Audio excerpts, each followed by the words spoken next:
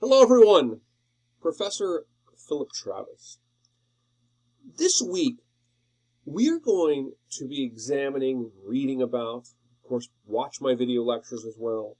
We're going to be examining and reading about the conflict and the long-term results of the Protestant Reformation.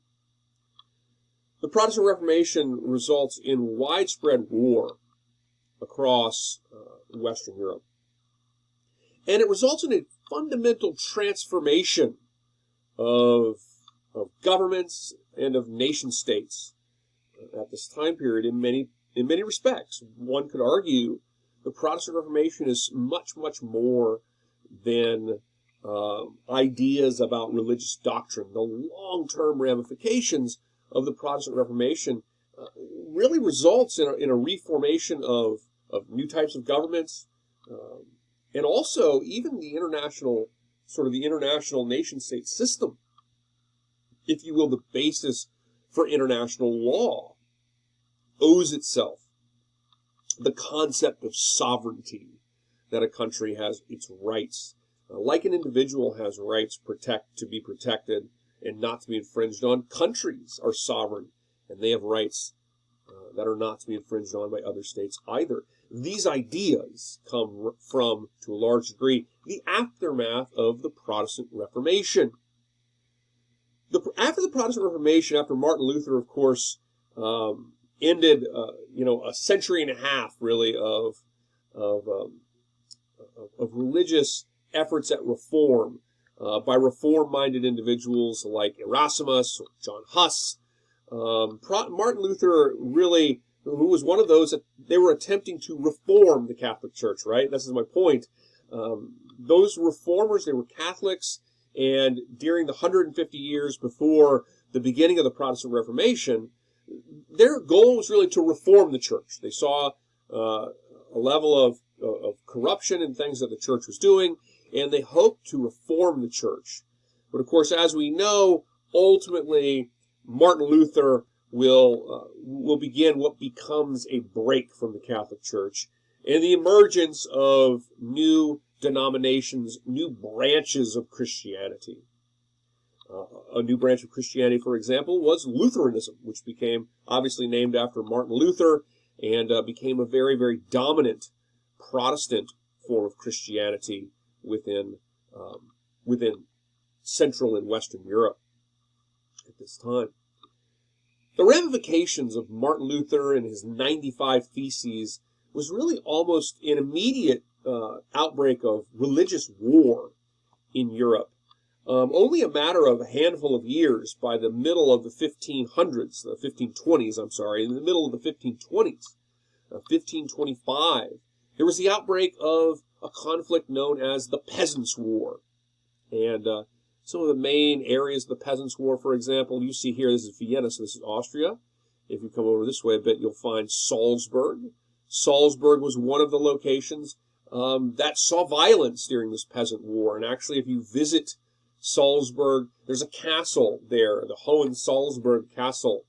And you can go up to the top of the castle in one of the rooms where you may hear concertos and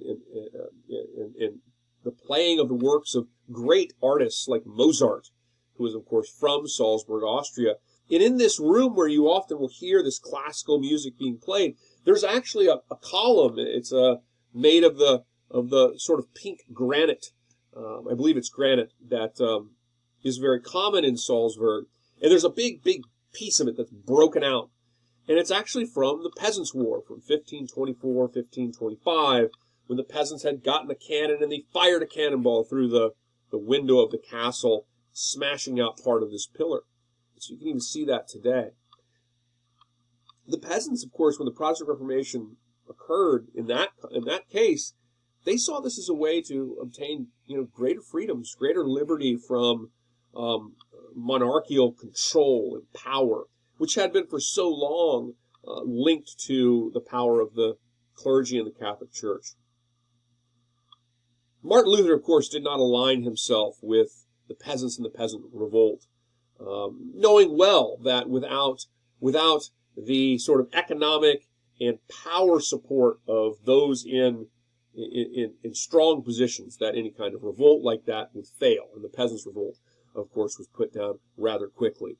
There are other religious wars across Europe. Eventually, you'll see a brutal repression of Protestants known as the Huguenots in France, and a myriad of lesser outbreaks of conflict.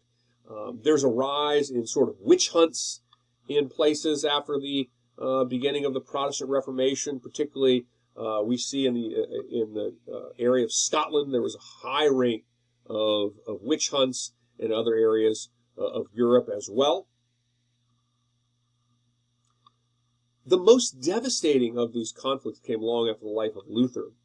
And of course, Martin Luther aligned himself with, and this is one of the reasons why these conflicts became so devastating, Martin Luther aligned himself with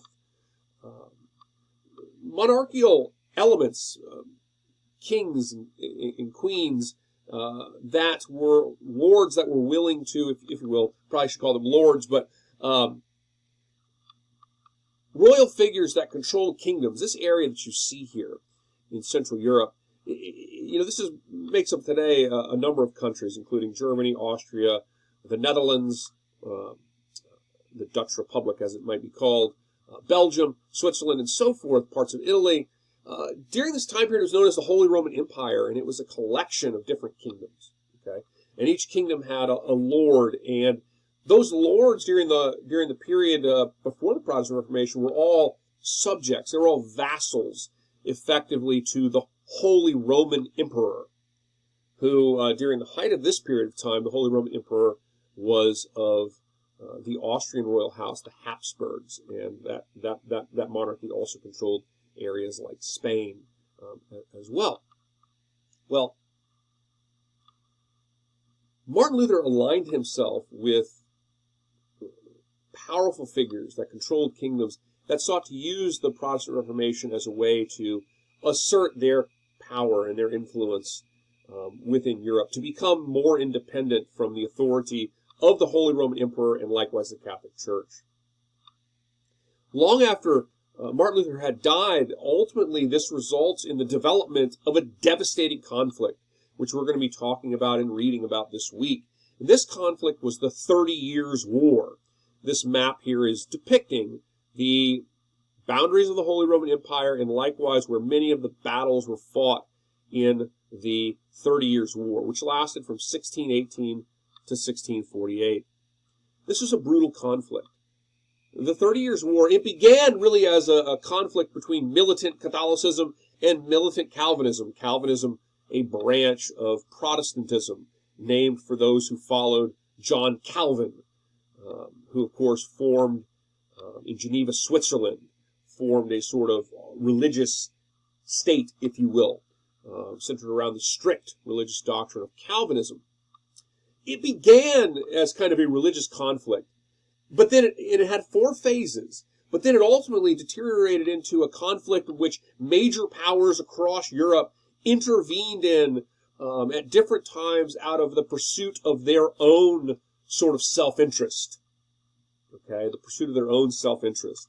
And this results in a devastating conflict, a conflict that left whole towns in some cases completely destroyed, a huge toll on the population in this area of Central Europe. Absolutely massive, devastating conflict for the people, particularly not only fighting but living in the area where this fighting was occurring. It was actually the worst conflict in European history until the 20th century, if you look at it in terms of its length and the level of destruction that it wrought for fighters and civilians alike. It was unparalleled, really, by any other European conflict until you reach the 20th century, and we see, of course, the First World War and the Second World War. The result of this brutal conflict was the creation of the notion, and this is sort of simplifying here, but really a creation of the notion of sovereignty. And in the process, the birthing, ultimately, of the sovereign rights of the Dutch Republic. The Dutch Republic, which had been part of the Holy Roman Empire, is able to, using the ideas of sovereignty from the Peace of Westphalia, as it's called, was able to affirm its sovereign right to exist without being infringed upon by an outside power. And if another outside power were to infringe upon it, it would be seen as a violation of its national rights. Here you see the Treaty of Munster, part of the Treaty of Westphalia, or the Peace of Westphalia. You see the delegations agreeing, and this is a painting by Gerard de Borch. And you see them agreeing to the terms here. And this is part of the greater Peace of Westphalia, which is highly significant because the Peace of Westphalia creates that idea, the idea of state sovereignty, which the modern international system is based upon, that recognized states have a right to certain sovereign rights. And if they are not violating the territorial integrity of other states, then they have a right to self-governance. They have a right to self-governance. They have a right to be free from an invasion, overt or otherwise, from an outside power. And that concept, so important today, and I think in the 21st century, where we see conflicts, like, for example, the conflict in Ukraine, I think it reminds us of the importance of sovereign rights. And this is, something that is in direct conversation with the new laws and the new organizational principles that are created in the international system by the Peace of Westphalia at the end of this devastating war, the 30 Years' War. A conflict, again, that was really a culmination of the hostilities and tensions and warfare that resulted following the tumultuous events of the Protestant Reformation, the conflicts that ensued as a result. Okay, so I'll see everybody this week. I think we're going to have a quiz this week on the video lecture, so be looking for that.